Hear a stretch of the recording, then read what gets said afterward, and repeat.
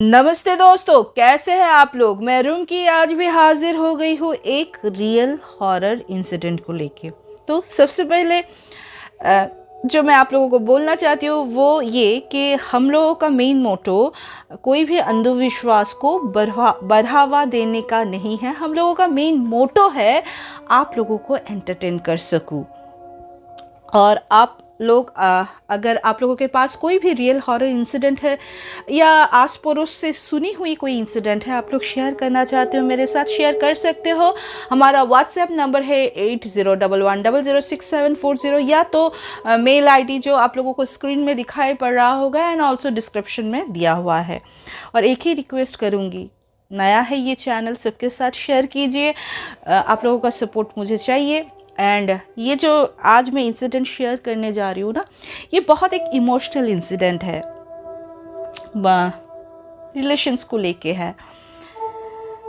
तो ये इंसिडेंट मुझसे शेयर किया था साधना ने, ठीक है।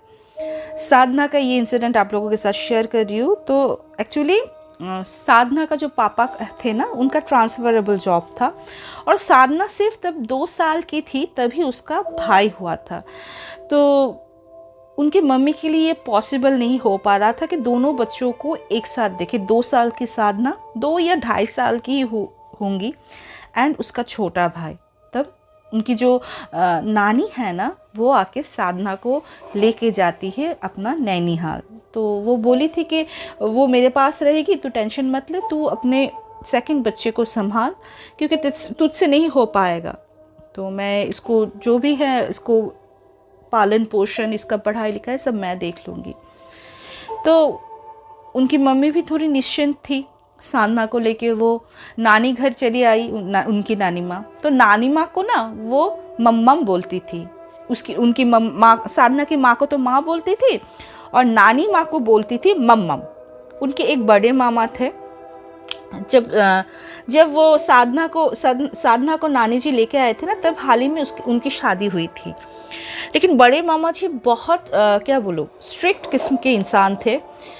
साधना की जब पढ़ाई लिखाई स्टार्ट हुआ ना, तब पूरी उसका रिस्पॉन्सिबिलिटी मामा जी ने ले ली।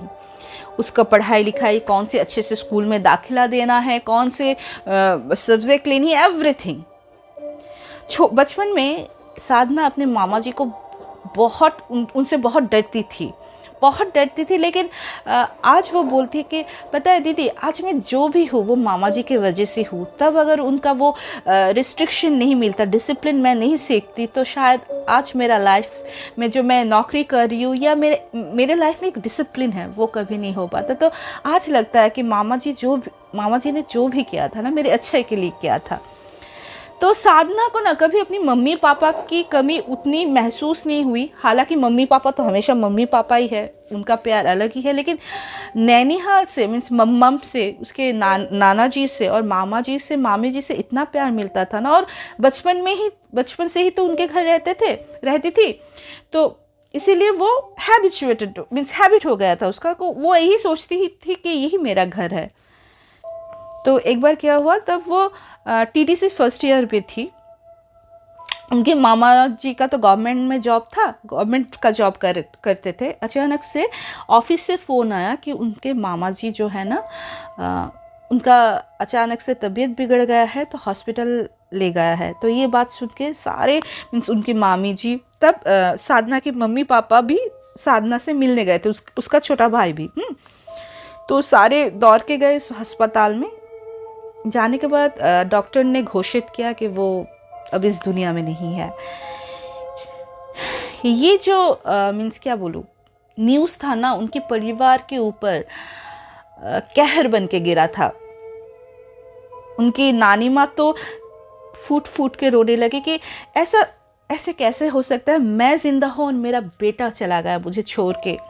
ये एक माँ के लिए शायद बहुत ही, इससे कुछ ना दुखदायक कोई न्यूज़ नहीं हो सकता, इससे दुखदायक कुछ भी नहीं हो सकता। क्या बोलो अब। तो समय के साथ साथ सारे संभलते चले गए खुद को।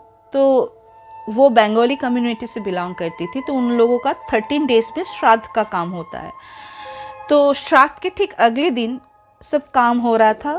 तो साधना के जो मामा का घर है ना नैनीहाल, वो मीन्स बिल्डिंग टाइप का था। नीचे जैसे श्राद्ध का काम होगा वो फर्स्ट फ्लोर में थी, और जैसे ना सब सामान वगैरह वो पूजा घर से धीरे धीरे नीचे ला रही थी।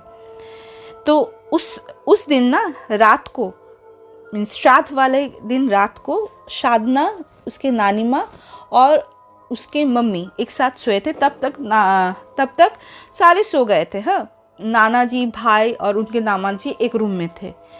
तो अचानक से साधना का ना आँख खुला। क्या? जो रात में ना उनके जो बड़े मामा जी है ना, वो स्लीपर पहनते थे और उनका ना एक अलग ही अंदाज था वो स्लीपर पहनने के, चलने का। तो कोई भी दूर से अगर सुनता है ना उनका पैरों की आहट, समझ जाता था अच्छा वो आ रहा है, बड़े मामा जी आ रहे हैं। सेम वही आवाज़ साधना को भी सुनाई दी उस दिन। वो ना डर गई। फिर वो ना अपनी मम्मी को बोली कि मम्मी, बड़े मामा जी का पैरों की आवाज़, सुनो सुनो सुनो। तो मम्मी उसको सहलाई, बोली नहीं, तू मामा जी की बहुत क्लोज थी तो इसीलिए शायद तुझे लग रहा होगा। तू तो दिन के सारा, जब मामा जी घर में रहते थे हर वक्त तो उसके साथ ही रहती थी, इसीलिए लग रहा है कि मामा जी वो कहाँ आएंगे बेटा, वो तो चले गए, हमें सबको छोड़ के, धोखा दे के चले गए भगवान जी के पास। लेकिन साधना बोल रही थी मुझसे कि दीदी, मैंने स्पष्ट से मामा जी की पैरों की आहट मैं सुनी थी और मुझे पूरा कंफर्म था क्योंकि मैं उनका आहट बहुत अच्छे से पहचान सकती थी। तो नेक्स्ट वाले दिन ना सुबह में अर्ली मॉर्निंग उठे थे, बिकॉज श्राद्ध का दिन था, वो काम पुरोहित जी आने वाले थे। तो उस दिन नहा धो के उनकी मम्मी और उसके जो साधना थी ना, पूजा घर से जो फ्लावर्स या जो भी धूप अगरबत्ती है ना वो नीचे लाने वाली थी।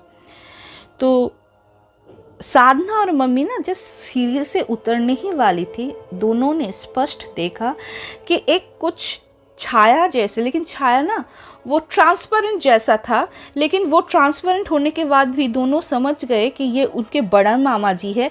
ऑफिस से आने के बाद एक ब्रीफकेस और एक फाइल लेके जैसे सीढ़ी से चढ़ते थे ना, जस्ट लाइक दैट वो जो ट्रांसपेरेंट बड़े मामा जी, देखने से तो समझ में आ रहा था कि बड़े मामा जी थे, लेकिन उनका तो शरीर नहीं था, ट्रांसपेरेंट टाइप का दिखाई दे रहा था। साधना ने मुझे ऐसे डिस्क्राइब किया था, और वो जैसे सीढ़ी से चल रहे थे। और यही देख के ना साधना का जो मम्मी है ना, भैया बोल के रो के ना वहाँ पे बैठ के फूट के रोने लगे, और साधना भी वो देख के रोने लगे। और उन दोनों को रोना देख के वो जो बड़े मामा जी के सोल थे, हम लोग समझ ही पा रहे थे कि वो सोल ही होंगे, वो वैनिश हो गए थे। उन लोगों का रोना देख के सारे घर वाले इकट्ठे हो गए और दौड़ के आए उन लोगों के पास, फूट के रोने लगे थे दोनों माँ बेटी। फिर बोले कि मेरे भैया यही है, मम्मी आप चिंता मत करो, भैया यही है, भैया अभी मैंने देखा। फिर साधना भी उनके मम्मी के साथ बोली, नानी मैंने भी सेम चीज़ देखा कि बड़ी मामा जैसे ऑफिस से आने के बाद ब्रीफकेस और फाइल लेके चढ़ते थे ना सीढ़ी पे, जस्ट लाइक दैट वही वैसे ही चढ़ रहे थे। फिर पुरोहित जी ने तो श्राद्ध किया। फिर बोले कि वो शायद उनको मुक्ति नहीं मिल रही है क्योंकि अचानक से वो छोड़ के चले गए। ये शायद उनको भी मीन्स यहाँ से आप लोगों के साथ लगाव इतना ज़्यादा है ना, मुक्त नहीं हो पा रहे, तो उनका क्रियाकर्म अच्छे से होना चाहिए कि ताकि उनको मुक्त मिल जाए और वो उनके आत्मा को शांति मिल सके। हम लोग जो नियर एंड डियर होते हैं ना, हमेशा यही चाहते हैं कि जो चले गए वो उनको शांति मिले, उनको और तकलीफ़ ना हो। सो पुरोहित जी ने वैसे ही शांति सब कुछ किया, जो पूजा पाठ थी वो किया। एंड उसके बाद से और कोई भी बड़े मामा जी की सोल को नहीं देख पाए। तो ये थे एक रियल हॉरर इंसिडेंट जो साधना जी ने भेजा था मुझे। एंड आप लोगों को, जैसे मैंने पहले भी जो एपिसोड है आप देख ही चुके होंगे कि वहाँ पे मैंने बोला है कि आप लोग सोच रहे होंगे मुझे ये घटनाएं कहाँ से मिली है। मेरे और एक चैनल है, बंगाली चैनल है कथाय गल्प भूतरे अड्डा स्टेशन, वहाँ पे ये सब सब्सक्राइबर लोगों ने भेजा है और वो बंगाली में है, इसीलिए कन्वर्ट करके हिंदी में ला रही हूँ कि ताकि ये सब घटनाएं सबके पास पहुँच सके, सब सुन सके। और आप लोगों से यही गुजारिश है कि प्लीज़ प्लीज़ प्लीज़ चैनल को सब्सक्राइब करना मत भूलिए और अपने नियर एंड डियर के साथ शेयर कीजिए। आज का एपिसोड मैं यहाँ पे समाप्त करती हूँ। बहुत जल्द मुलाकात होगी। Till then bye bye, see you soon, नमस्ते।